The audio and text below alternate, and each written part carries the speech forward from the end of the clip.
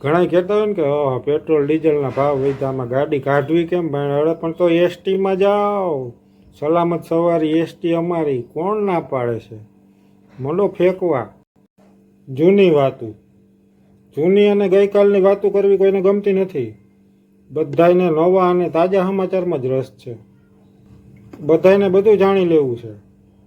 ફેકુચંદ ક્યાં છે, પપ્પુ શું કરે છે, હરતી ફરતી આદમી પાર્ટી ક્યાં જવાની, શું કરવાની, બધાને આમાં જ રસ છે. ભલે લેવા દેવા કાંઈ ન હોય તોય. ડુંગળી બટેટાના ભાવ વધવાથી 80-90 હજાર પગારવાળા ઘરની ગૃહિણીનું બજેટ બીજે જ દીએ ખોરવાઈ જાય, એવું તમે સમાચારમાં સાંભળ્યું હશે. અને 15,000 મહિને કમાવાળો જે મજૂર હોય ને, એના ઘરની ગૃહિણીનું બજેટ કંઈ નહીં ખોરવાય. તમે નહીં સાંભળ્યું એવું? આ વિચારવા જેવું છે ને.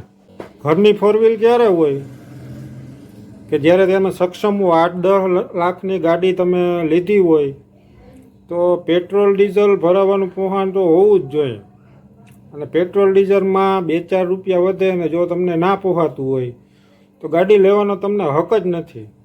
અને કહેવાનો હક નથી કે પેટ્રોલ ડીઝલના ભાવ વધે. 8-10 લાખની ગાડી જે તમે ફેરવતા હોય તો 2-4 રૂપિયામાં તમે એમ કહો કે ભાવ વધ્યો, કાંઈ સમજાતું નથી. ઘણા કહેતા હોય ને કે પેટ્રોલ ડીઝલના ભાવ વધ્યા, આમાં ગાડી કાઢવી કેમ? પણ તો એસટીમાં જાઓ, સલામત સવારી એસટી અમારી, કોણ ના પાડે છે? મંડો ફેંકવા. અને આમ જોવા જાવ તો દીએ ને દીએ આપણે પેટ્રોલનો ઉપયોગ કેટલો કરવા માંડ્યા. માણસ કે હાલવું જ નથી લ્યો.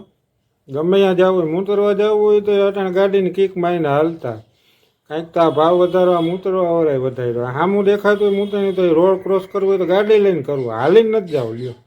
એટલે આ પેટ્રોલની બરબાદી જ થઈ ને એક રીતના. તો નકર 2 ડગલા હાલીને જાય તો શું ફેર પડે ભાઈ? શરીરને કસરત થાય, તંદુરસ્તી વધે, પણ એ નથી કરવું.